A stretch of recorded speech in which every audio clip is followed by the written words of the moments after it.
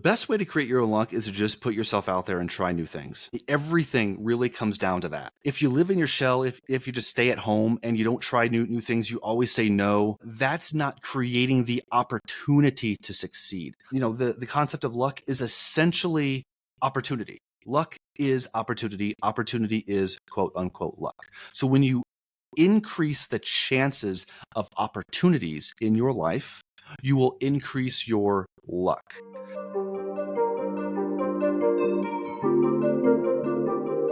Steve Adcock, retired at 35, doing some amazing things, probably a bestseller coming up with Millionaire Habits. Man, I'm excited to jump into your journey. What are some of the things that early on in your life, really pivotal moments that created the person I'm speaking to today? That's a good question. And I think the best moment I think that I could remember is the first day I set foot in an office after college.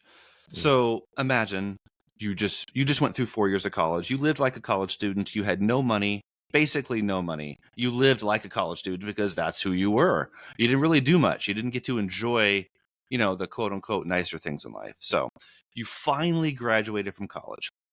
You set foot in your office, whatever your first job happens to be, whether it's an office or not. And you have this expectation that, okay, I'm a professional now. I'm making good money. I am surrounded by smart people. This is what I'm going to do for the rest of my life. And that's the mindset that I was in going into my first job. And that first day that I walked into my office, I just stood there and I took a look around, and everybody was in their cubicles just kind of typing away, doing their thing. And I asked myself, this is it?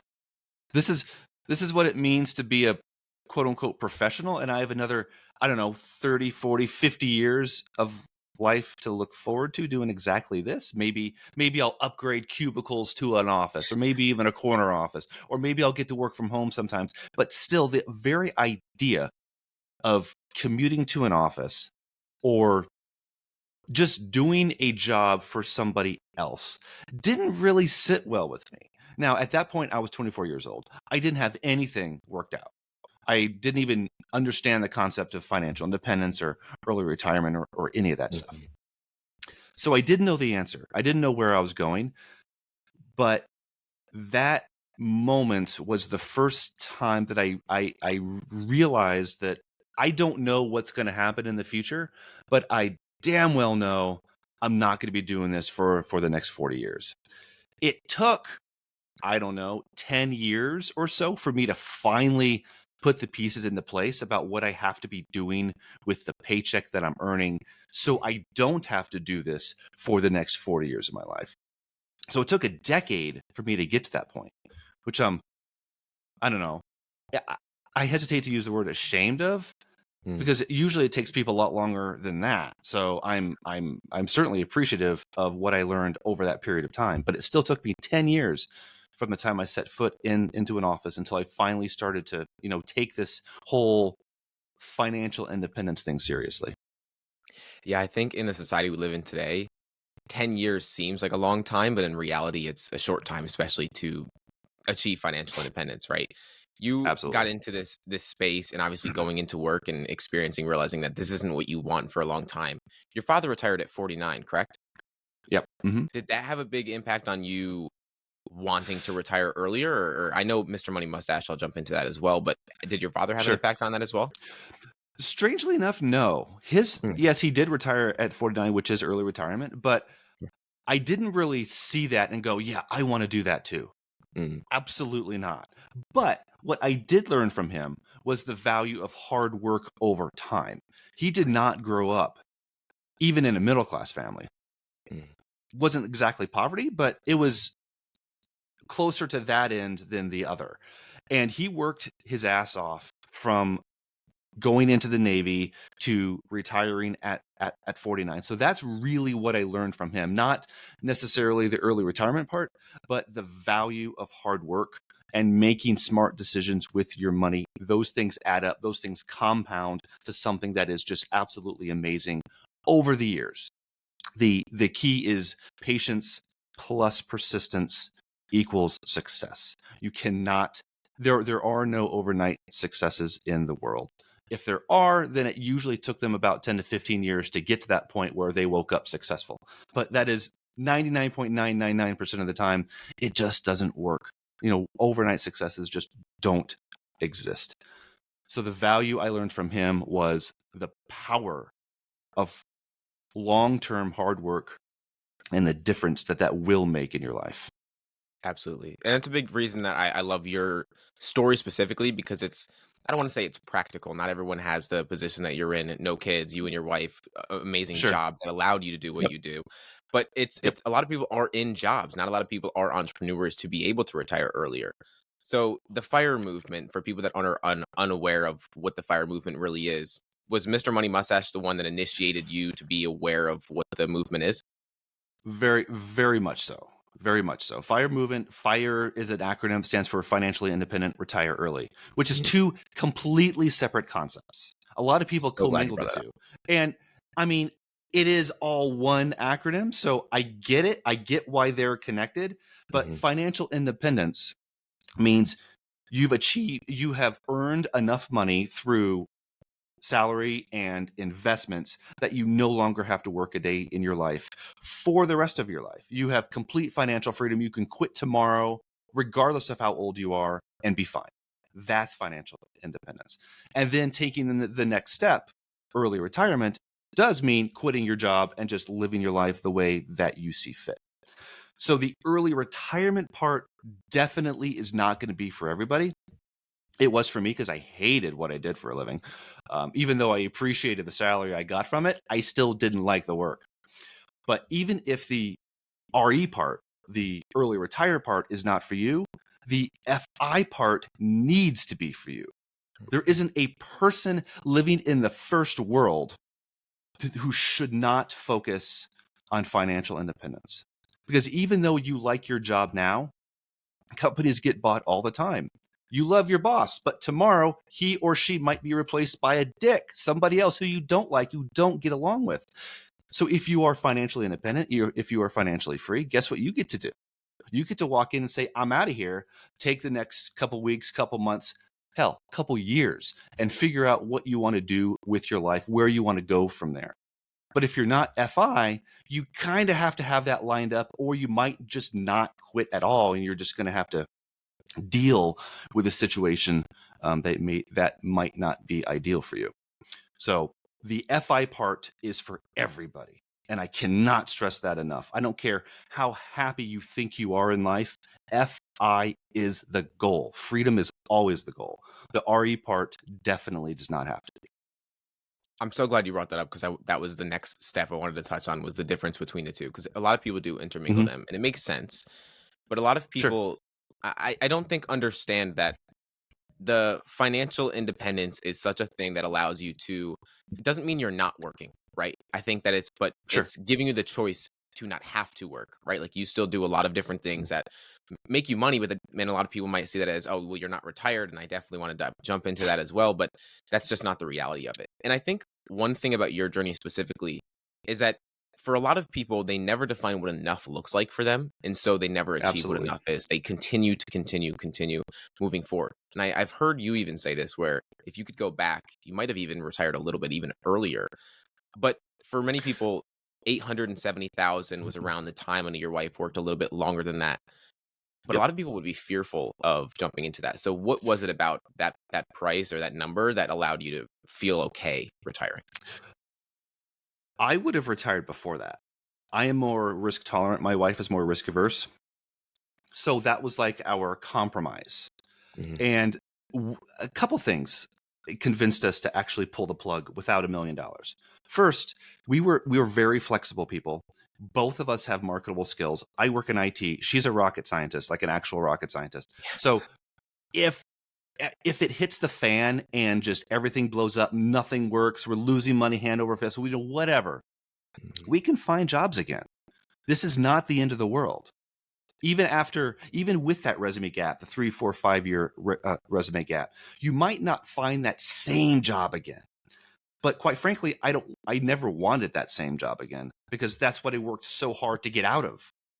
So that part really didn't make any difference to me. But if you have marketable skills, you're going to be able to find work. It's just that simple.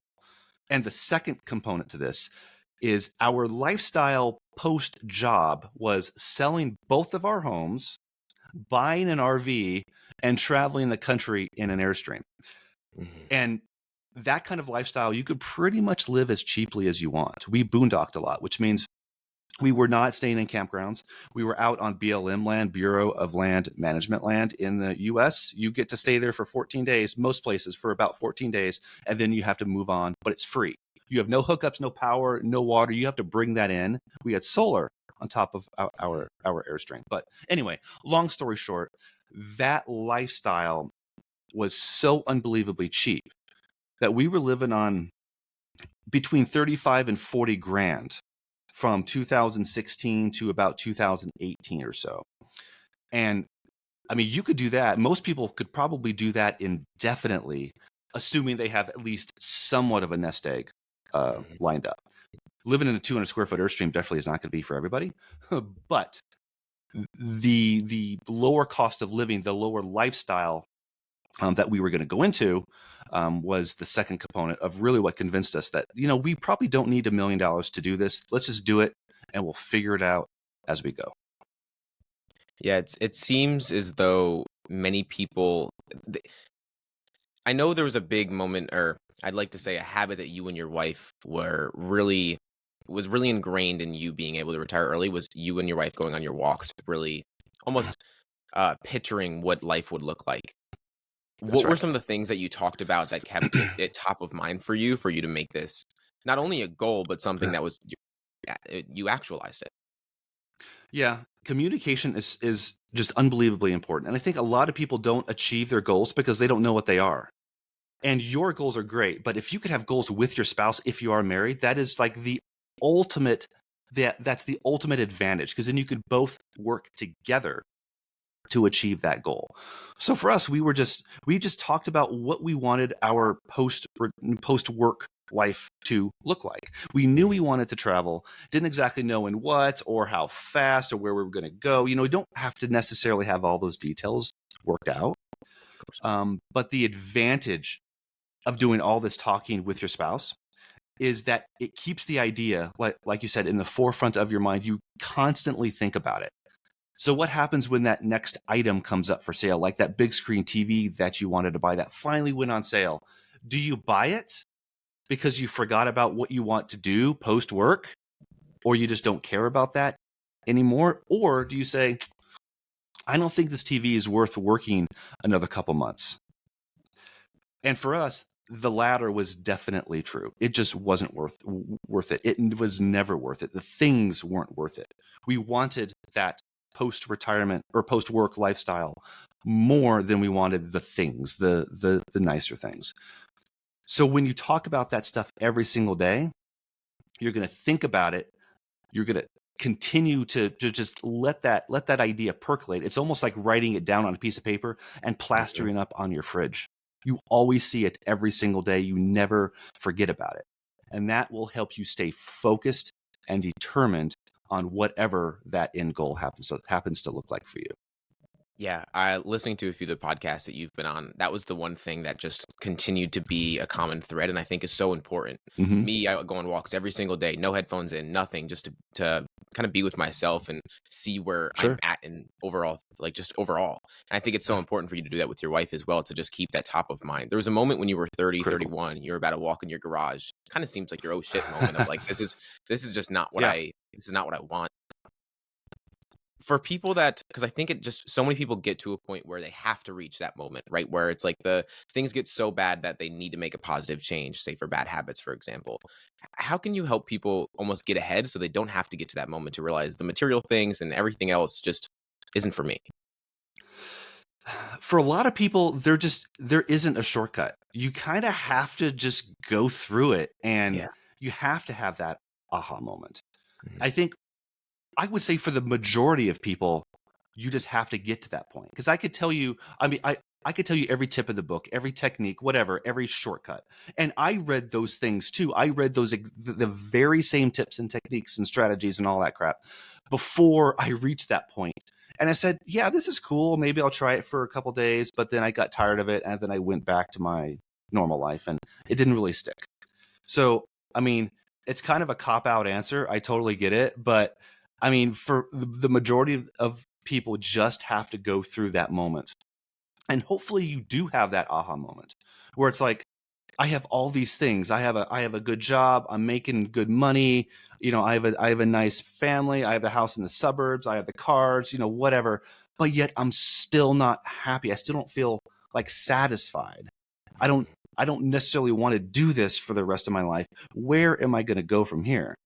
That is a very, very natural thing to feel. In fact, I would say that's a very healthy thing to feel, especially if you're in that boat. Admitting to yourself that there's a problem. And this is true about anything, addictions, whatever, anything. Just admitting to yourself that there is a problem. And that's what happened to me in my garage when I was in my early 30s, is always going to be the very first step to righting the ship, to correcting whatever it is that happens to be wrong. And like you said earlier, Mr. Money Mustache was a great influence for me because he and I share a lot of the same personality, and his background was in software development, which is mine as well. So his story and my story matched really, really well. So I think one thing that could help, if you're out there listening to this podcast and you think that you might be going through the same kinds of things, the same kinds of, struggles or concerns, go online, do some reading in the financial independence community, fire blogs, a lot of fire blogs out there, and just try to find somebody who you connect with. Your story meshes with theirs, and just read through their stuff, comment on their articles, connect with them on social media, and just start that conversation. Get going so you can continue learning from somebody who's doing the exact same thing that you want to be doing. You can learn from them. You could really just build yourselves up together. And that is absolutely what I did through the early, from 2015-ish through 2018, 19. That was fire blogs and reading content from people who I connected with. That was such a huge advantage for me because I feel like I didn't have to go through this alone. Even though I sort of did, I had my wife here with me, but understanding that other people are going through the exact same things, having the exact same thoughts, working the exact same job, and they're accomplishing this too. Just having that influence, that motivation right there will help you tremendously. Yeah, I think seeing other people do it, and that's again another reason I wanted you on the show, is seeing other people do it is just such a reinforcement Absolutely. that we can do it as well. So, Mr. Money Mustache, I know, I think it was Millionaire Next Door was one of the books that had a bigger impact on you. Definitely makes a lot of sense with reading the book and going through a lot of the things that I took away from it. What are some of the things that you did early on to, I don't want to say change your relationship with money, but I think a lot of people don't even want to look at their bank account, don't want to look at the credit card statements, don't want to look at the things that we just want to avoid realistically. So, how were you able to shift your money mindset, or like, what did that look like early on? Yeah. I think a lot more people know who Taylor Swift is dating than the amount of money that's in their bank account right now. Very true. And that's sad, especially if you're in the US. Let's face it, that's probably true. And that's not good. But yeah, changing your relationship with money, ultimately, for me at least, had to do with establishing a goal, establishing what you want your future to look like. Early in my career, I just earned and I spent. I earned and I spent. I saved like 4%, which was my company match for my traditional 401k. So at least I did that. I invested in my Roth IRA. I did that too. So I did like the bare minimum, but everything else, I just spent. I had the Corvette, I had the Cadillac, I had the house in the suburbs, I had the motorcycle, the R1 motorcycle. I basically spent on whatever I wanted with the money that was left over because I didn't have a reason to save it. There wasn't that light at the end of the tunnel, that finish line, if you will. So for you, again, it doesn't have to be early retirement. For me, it eventually was, but it could be, saving for your child's college education or moving overseas to somewhere that you want to spend the rest of your life. Whatever that end goal is, you have to understand what that is. There has to be a reason for you to save. Because if there isn't, you're going to be encouraged to spend unless you have a lot of discipline. I didn't. I did not have a lot of discipline, so I spent it. If you don't have that reason, you are going to spend it. You might save and invest the bare minimum like I did, but everything else is probably going to go out the door to stuff. So the very first step is understand what that finish line is, what that end goal is, why you are saving. And that's going to encourage you. That's almost going to give you this sense of, I could spend this $50, but I'm really cheating my son's college fund, or I'm cheating my retirement, or I'm cheating, whatever that end goal is. Don't make it easy. I'll say it that way. Don't make it easy to spend. And if you don't have a reason to save, guess what? It's going to be way, way too easy to spend. So true. It's so true. And you say you're not disciplined, and I know there was a period of time when maybe you weren't, but from 30 to 35, man, the discipline you had to acquire to save 70% of your income, there's a lot of discipline there. And I know, like, your wife, you would both, like, I think she would even have down to the sweet potatoes, the money that you'd spend on those, the shirts that you'd get, like, Yeah, every little thing that you could do. it was What were some crazy. of the boring habits during that time that allowed you to save so much? Yeah, we took tracking to the extreme. I mean, Yeah. like you just said, I mean, we would know exactly how much we spent on individual things in the grocery store. Now, if you're listening to this and you're like, God, that sounds awful. Guess what? You don't have to do that. You don't have to go to that level of detail. Absolutely not. But like I said before, my wife's a rocket scientist. She loves Excel spreadsheets. She loves numbers. So that's just what worked for her and what worked for us. But you don't have to do that. But you do have to track your money, because there's no way, it is impossible for you to improve your spending if you don't know where you're spending. So at least break out high level categories, like what you're spending at the grocery store, total, what you're spending on restaurants, on insurance, on entertainment, movies, whatever. Just do that for a couple of months. You don't have to make judgments. You don't have to make these huge changes yet. But the first step is just understanding where your money is going. Then you can look back and say, holy crap, I'm spending $800 on restaurants. Each time you go, it doesn't seem like a lot. But at one point in my life, guess what? I was spending $800 to $1,000 a month going out to eat because I hate cooking. And I still hate cooking. I just despise cooking. So I would always go out to eat every single day. I was up to 270 pounds. I put on, 80 pounds of unhealthy weight. Anyway, long story short, if you don't know where your money is going, you're not going to improve where you're spending. And it sucks going through tracking. Like making that initial transition from spending whatever you want on whatever you want, ignoring your bank account, whatever. You just kind of hope that things work out. You have enough money, it's fine. To tracking everything, understanding where each dollar is going, and then making better decisions with where your money is going to go in the future, that process is hard. A lot of people do not want to do it because it takes work, it takes math, and it takes, how should I say this? It makes you feel like shit sometimes. It really does. When you understand that you're spending way more money than you think you are in some areas, it's like, holy crap, what am I going to do here? But that's always that aha moment is always going to precipitate every better decision that you make in the future. It's so true. The confrontation is the catalyst to growth, and we don't want to confront the things that we want to avoid most. And money is that topic, Absolutely. and especially in the United States, it's a topic that no one wants to talk about, no one wants to think about. And it stinks that it's that way, but there's so many habits in your book that I think a lot of people, just like the one that you just spoke about, is something that we need to, and we need to get in the habit of creating these habits. What are some of the habits, or a habit that from the book writing it, that you think people overlook the most? Boy, that's a good question. I wrote an entire chapter on healthy selfishness.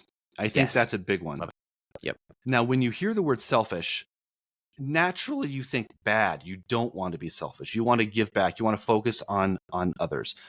And you're right, you do, but you can't do that in expense of yourself. Mhm. So when we're on an airplane, you always hear, put your oxygen mask on first before you help the person next to you, because guess what? You're not going to be of any help to the person next to you if you're dead or if you're unconscious.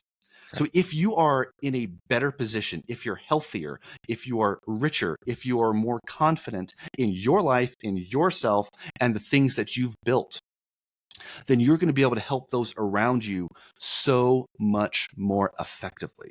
When you're not worried about where your next meal is coming from, you can help somebody else get their next meal way, way, way more effectively.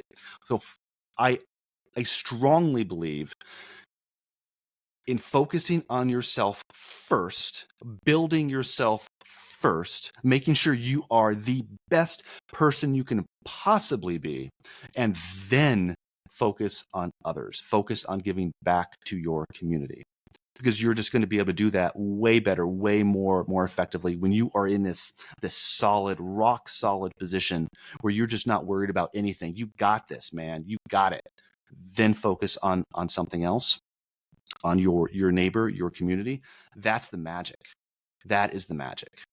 You focus 100% on yourself, or when you don't focus 100% on yourself, you can't help anyone to the best of your Absolutely. ability. And I think it financially is the biggest challenge for most people. That's one I think I Hmm. wanted to touch on, was through the healthy selfishness. And the other one that I think a lot of people have pushed back against is the idea of following your passions. And I know that you go against that. So Yeah. I'd love for you to dive into that. Yeah. No, passions, you tend not to, you, passions tend not to pay the bills. I'll say it that way. Your Yeah. strengths, however, do. Right. There's a couple problems here. One, passions just tend not to pay as much as your strengths. Yes, there are exceptions to that, but usually passions just don't pay. Our passions tend to be more creative. Mhm. You're not really paid to be creative in most professions. You are paid to get your job done and get it done right, get it done fast, just be an expert in your field, whether it's numbers or whether it's computers or working with your hands, whatever it happens to be. Those are generally your strengths. People want to pay you for what you're good at, not for what you like. And that's a very, very hard thing for a lot of people to hear, me Yeah. included in a previous life. The market doesn't care what you like. It really doesn't. It doesn't care what you're passionate about. It cares about what you're good at. That's going to make you a living. And then leave your passions for the nights and the weekends and the vacations, so you don't have to worry about making a full-time income from your passion. And the other problem with this is, when you do make your passion your full-time income, guess what happens? It's probably not going to be your passion very, very much longer. Yes. Again, yes, there probably are exceptions. But when you're forced to make a living, when you're forced to do these things, even if it's something that you are passionate about, sometimes you get tired of it. Sometimes you just don't want to do it. And that that it's one of the reasons why I did not go into photography, because that is my passion. I am Yep. good at working with computers. My passion is taking photos. But there's no way I was going to make a career out of taking photos, because guess what? To this day, I'm 42 now, and photography is still my passion. If I was a full-time photographer in some way, wedding photographer, photojournalist, whatever, I probably wouldn't just go out on strolls with my camera, because I was doing that for the entire week. I was Yep. making a living. I had to do these things. And therefore, my passion of photography would naturally take a backseat. So when you're trying to decide, and of course, this is going to be more of an issue when you're younger than when you're older, For sure. when you're trying to decide your career path, and I think it's crazy that we're doing this at 18 and just expecting everything to work out, because we don't know ourselves at that point, much less what we want to do in the future. Another conversation.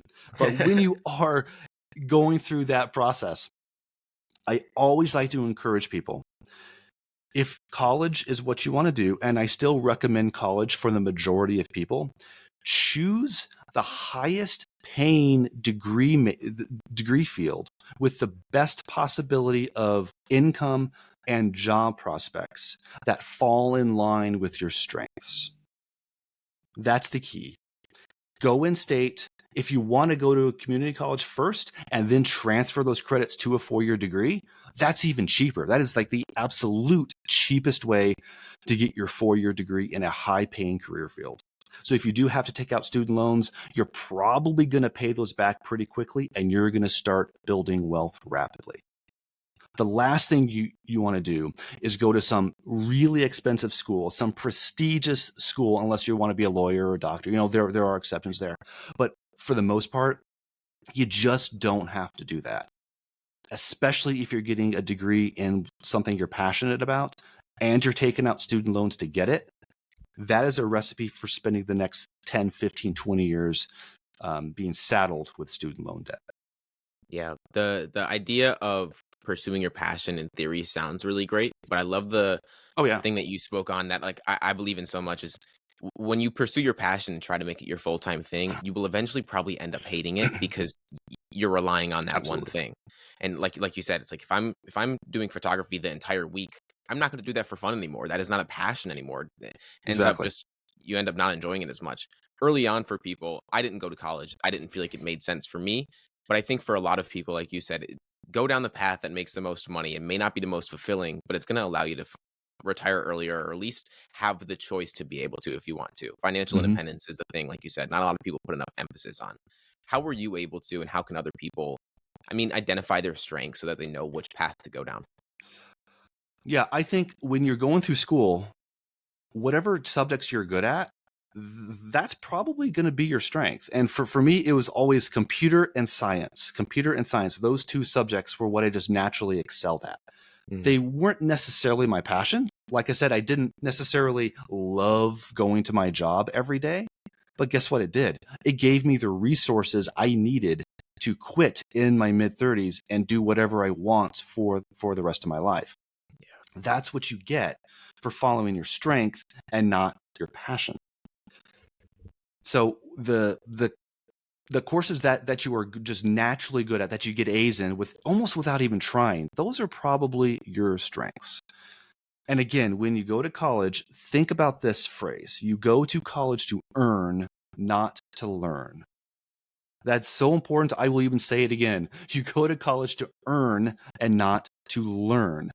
So once you understand that, I think your perspective, will change to focusing more on those higher paying strengths, less on those lower paying passions that you want to do on the side, but you don't want to earn a living doing.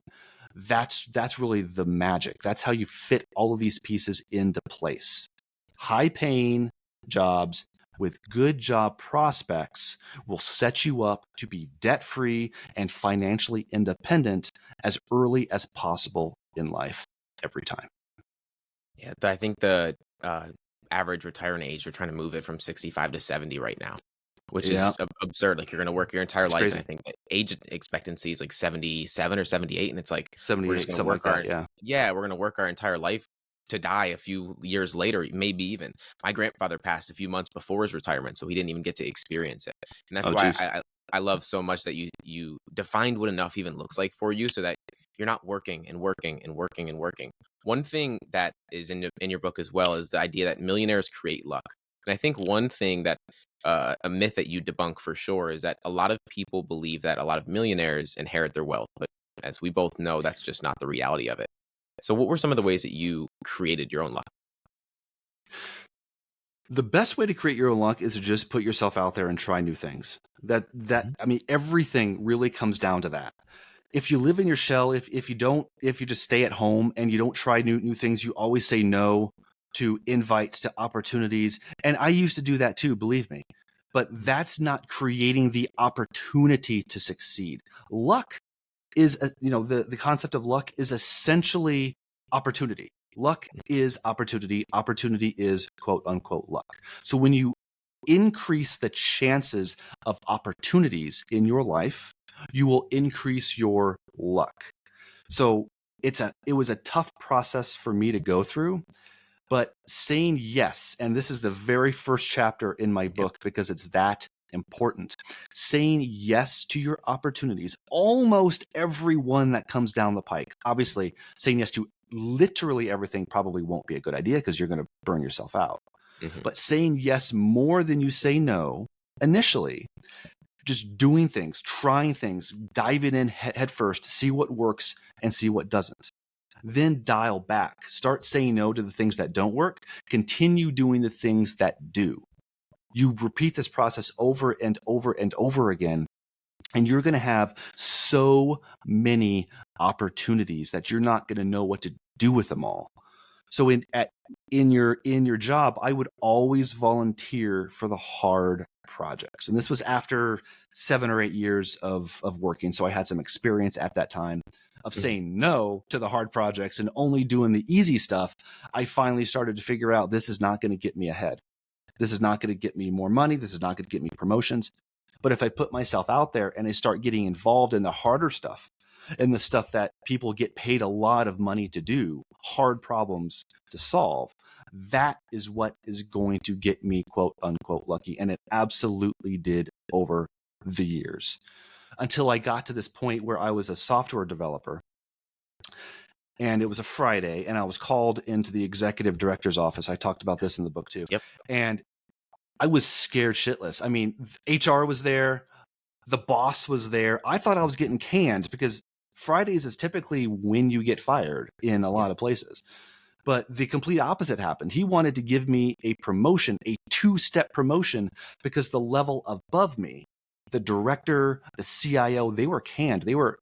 All 3 of those guys got fired on the same day, and they wanted me to take over. Bear in mind, I had no leadership experience, none whatsoever. I was never a manager. I had never led. I didn't have to deal with budgets and money, nothing, absolutely nothing. And they wanted me to be the director of the entire information technology department. You don't know how badly I wanted to say no to that opportunity. I just wasn't ready. But in the back of my mind, I knew that this is a put up or shut up moment for me. I have to say, yeah, not a lot of people are going to get this opportunity. And I was like 29 or 30, I think, at the time. Mm-hmm. So how many 29 or 30-year-olds get the opportunity to lead the IT department? So I said, fuck it. Yes, we are going to do this. So I said yes. I figured it out on the way. Yes, I did make mistakes. Yes, I asked a lot of questions. But saying yes to that opportunity put me on a whole nother career trajectory, from just being a staff engineer effectively and making staff engineer salaries to a management trajectory and making management salaries. And exponentially over the course of the rest of your career, that new salary trajectory is going to completely change the course of your earnings. And if you do smart things with that salary, like we talked about before, like your 401k, like your Roth IRA, opening brokerage accounts, investing, saving and investing as much as you can, that higher salary, then you're going to put yourself into the position of probably making way more money than you ever thought possible, just because you said yes to that one opportunity that you did not feel ready for. I think the idea of luck is something that there's blind luck and then there's luck that we have such a massive role in. And I think most of us only see the blind luck. But saying yes to things, Absolutely. especially when you're getting early on in things, is the best thing that you can do, because just like you said, and I was going to bring that up when you had the leadership role, is like you were not prepared for the role, but you said yes anyways. And I think a lot of people are afraid to do so. I think a lot of people get comfortable in their job as well. Absolutely. And you say this too, is you left every 2 to 3 years or so when you took on a different role somewhere else. But a lot of people get so comfortable in their roles, whether it's an entrepreneurial job or it's a job that's under an employer. So how were you able to, I don't want to say build the confidence, because I think you recognize the value in it, but for someone that sees their job as the only opportunity, they're so comfortable here. You've even said it, like, as you've retired, you've got more job opportunities. So how Oh, is that absolutely. how has that evolved, and how can people be more comfortable leaving their job?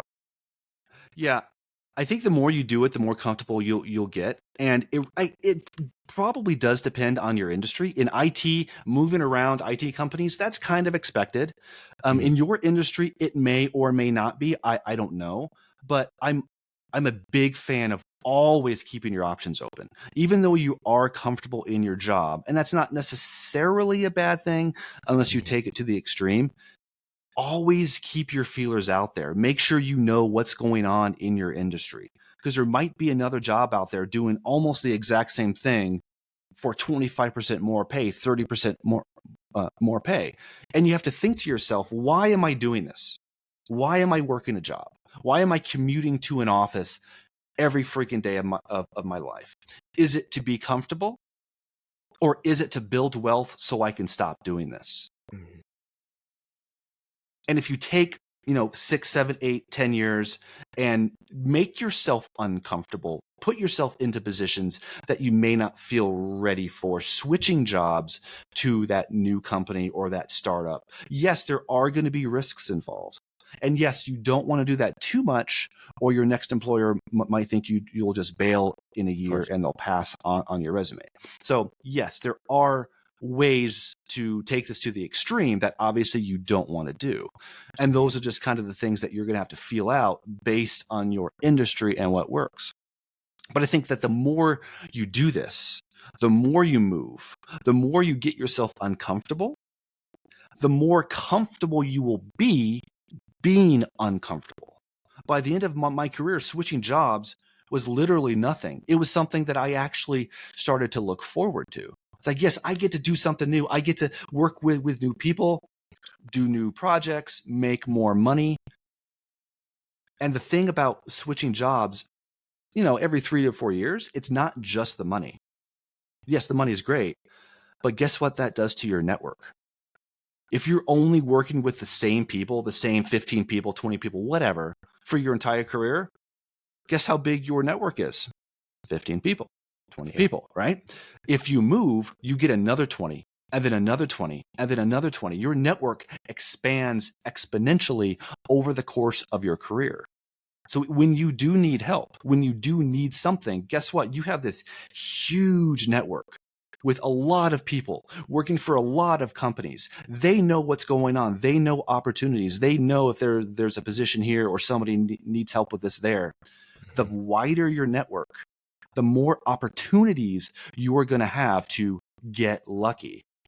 And the more you move companies, the bigger your network is going to be. Those things all work together and compound over time. It's hard to see initially. It really is.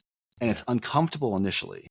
But once you get that ball rolling, it really is like a snowball. It grows. You're going to get more confident in moving around, in building your network and talking to people and asking for help. The more you do that, the more confident you will get. And by the end of your career, which might not be in your 60s, by the way, it might be in your 40s or 50s, you're going to have this figured out, and it's going to be like old hat to you. It's so true. When I first got into the workforce, I'm 20, so I'm still so young in working and everything. But I had a job at Dick's Sporting Goods, and then I moved to Apple, and I stayed at both of them for a year because after a year I got bored of even being there. I needed Yep. something new. And I know so many people that are in the workforce right now that they're in a job that they've been at for 4+ years, and they have people coming in with way less experience than them, getting paid more simply because they came on later on. And so I think expanding the network is such a perspective that I didn't even really think about, that I think is so valuable. One way that you're able to expand and we're able to accelerate you to retiring early is investments. And I think me and you were Yep. in the similar position where we're boring investors, where we like ETFs and we like Mm-hmm. index funds. For many people, they want to overcomplicate it. They want to pick individual stocks. They don't even know where to start, let's just say. What made you decide, let's take the boring route, the smart route, because that's allowed you to retire so early? I cannot stand stocks, bonds, finances, price to yields, price to earnings ratios, Hmm. earnings reports. That is so unbelievably boring to me. I do not want to spend my life pouring through all of that dull BS. I just Hmm. don't care. I never cared. I probably never will care. That was ultimately, even if passive income was not as successful as active, or I'm sorry, passive investments wasn't as successful as active investments, even though it is. But Right. if it wasn't, I would still take that route because I just don't want to focus on that stuff. Me too. And the ironic thing here is it seems like everybody out there, everybody on the face of the planet wants to figure out how to make money doing nothing.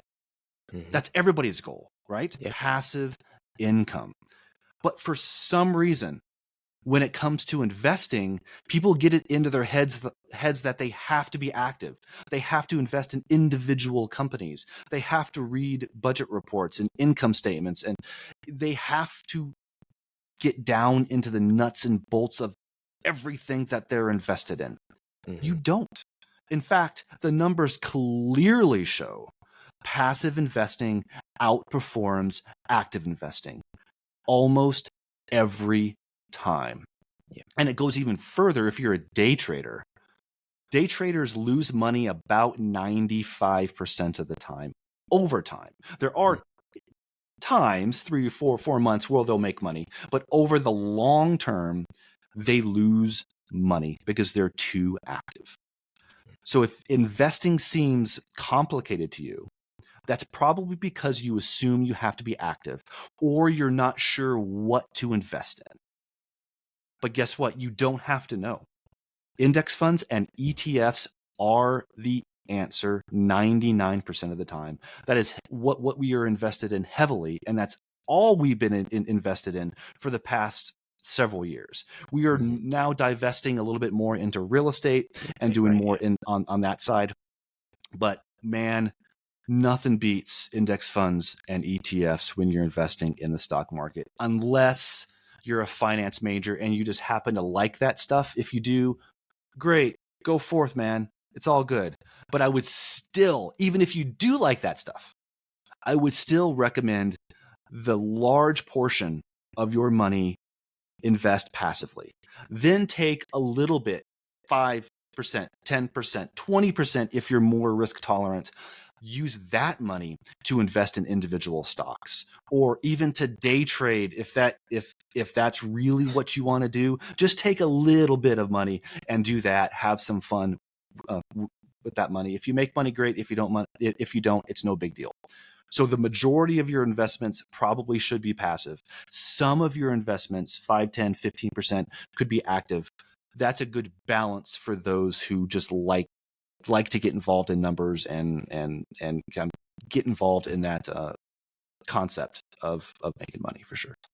Yeah, I'd say I'm probably 99% into ETFs and index Absolutely. funds. I'm so boring. It's so easy. And I think It's the so easy. exact same way as you is like, if I know this over a 30-year, 40-year period is going to be a much better investment anyways, and I don't have to think about it, why would we not do this? Why would we not do this? Exactly. I never understood it. And when I was going through your philosophy, I was like, yeah, it sounds about right. It seems easy, and I don't want to have to think about it, because it's all, people are already stressed about money to begin with. The thought of having to think about it every month, you probably look at it 5 minutes every month just to see where If things are that. at, maybe less. Exactly. If that. So Yeah. yeah, which is so less. And I know for you too, you have a good amount in your bank as well. Like you keep some with you as well. What's your kind of philosophy on investing versus holding it? Like, what's your philosophy on that?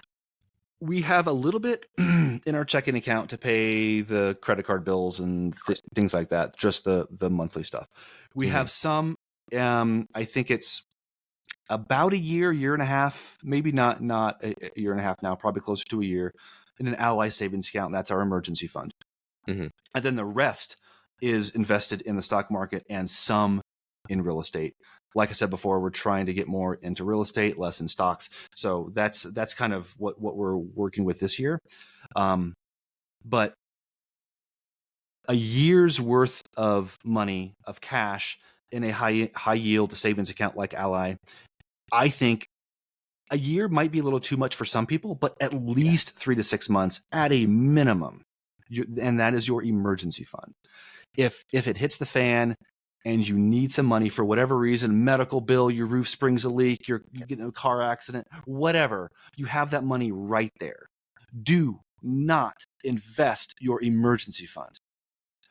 This is for some reason, it's a very controversial thing to not invest your emergency fund, because people want that money to build. It needs to grow. But guess what? No, that's not the point of your emergency fund. It does not need to build. It does not need to grow. You do not need to invest your emergency fund. In fact, you shouldn't, because if you do need that money, you are going to have to sell stock to get to it.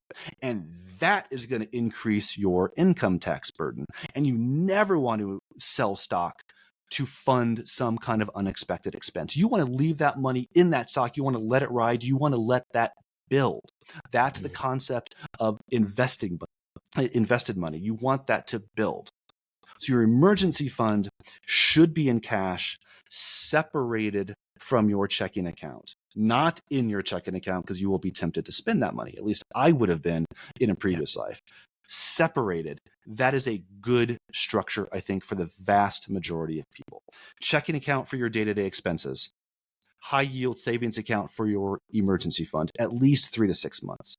Then open up a brokerage account and funnel money every single month into your index funds and ETFs, if that's your thing. And it probably should be your thing. And then the last part, your long-term investments, your traditional 401k, your Roth IRA through your employer. Yeah, I'm a big Roth guy. And I think that I love the perspective. I know you guys had probably 3 years when you first retired, because you wanted to feel even safer than that.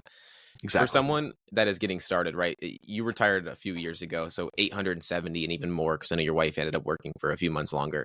How much do you think someone need today to feel comfortable? And obviously every person's different, and that's a hard question to answer, but approximately. And it really depends. I think it depends more on the lifestyle and your location. Yeah. Like somebody who's retired in New York City needs way more than somebody in Birmingham, Alabama, or Oklahoma City. So it's such a tough question. But I think overall, I think a lot of people think $1 million's not enough. But if you don't have a ridiculously lavish lifestyle, I really do think even to this day, you can be fairly comfortable on $1 million using the Trinity 4% study. You can spend about 4% of that $1 million every year. So that's around $40,000. So you're not going to be living lavishly. You're not going to be going out to eat. You're not going to be buying, expensive cars and going on vacation. So you have to be okay with that side. So you're going to be living pretty small. But just because you're living small doesn't mean you're not going to be living comfortably. And going through that process of downsizing from an extravagant lifestyle to a less extravagant lifestyle, that initial hump is hard. But then once you get into that, and we did exactly this, it's so much easier and frankly, almost freeing to live with less than you probably think. You want to do these things. You want to go out to eat. You want to take expensive vacations, have cable TV or all the streaming services, and you think you can't live without those things. But at one point in my life, I thought I couldn't live without ESPN. There's no way. I canceled ESPN and I didn't die. I mean, imagine that. I was still living. I still lived and breathed. I still did everything I wanted to do, just without that cost. So in most places, excluding big cities like New York and LA and Miami, $1 million, I think, is the lower level of net worth that I think you'll probably be pretty comfortable with.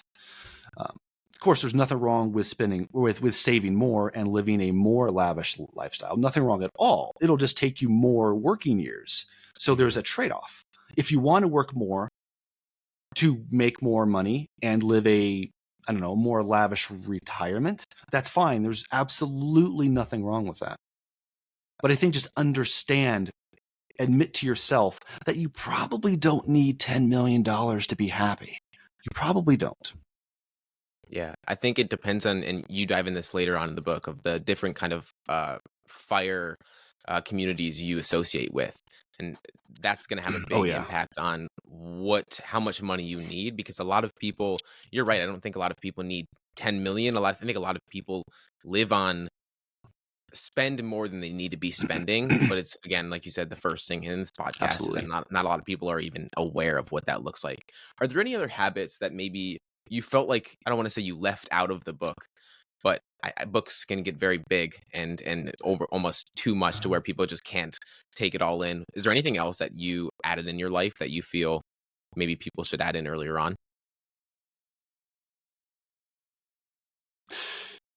I talk about this sort of in the book, but it's not like a specific chapter. Okay. The concept of just being a positive person. Yeah. And I know that's kind of wishy-washy or up in the clouds, or to say, but it, happiness is a choice. I really do believe that for the vast majority of people out there, you choose to be happy. And when you do that, you see the positive things in life. And it's amazing the things that happen, the opportunities that we have when we're happy people. And the reason is nobody wants to work with somebody who's boring or looks like they want to kill themselves. Those people don't get ahead because nobody wants to associate with those people. Yeah. But if you are a happy person, you are going to get opportunities. Period. It's just that simple. If you walk around with a smile on your face, as simple as that sounds, to some of you, that might actually sound stupid. But Yeah. guess what? You're probably the person I'm talking to right now. If you walk around with a smile on your face, you are going to get ahead over time because people like to associate with positivity. Yes, we think negativity hits. We think it works because we watch the news and that's all that's on the news, negativity. But that's all the more reason why when you're at work, when you are a professional, when you're just outside the home and you see happy people, you are going to be happier as a result. You are going to be more willing to take chances, right? To say yes, to take risks. Those are the things that build wealth. And it all comes with the innate kind of feeling, that gut feeling like that, yes, I can do this. I'm smart enough for this. I have the energy for this. Yes, I can lose 20 pounds. Yes, I can make $100,000 this year. Whatever that looks like. The more positive you are, the more money you are going to make and the more successful you are going to be over the course of your career. Almost guaranteed. So grateful I asked that question because I absolutely love that. It's like you, when you took on the leadership role, someone that is going to say yes. There's a reason that you were offered that position, even though you didn't feel Exactly. ready. They saw something in you. And I think it's so Mhm. important to take that on. I mean, friends and influence people, there's so many books and so many topics and so many things that just prove that if you are a more charismatic person, if you smile more, if you just kind of exuberate that kind of energy, more people are going to be inclined to want to help you, let alone just It you works. create success, but it really does. There's one last question I ask every guest. My question to Sure. you is, what belief are you currently unlearning?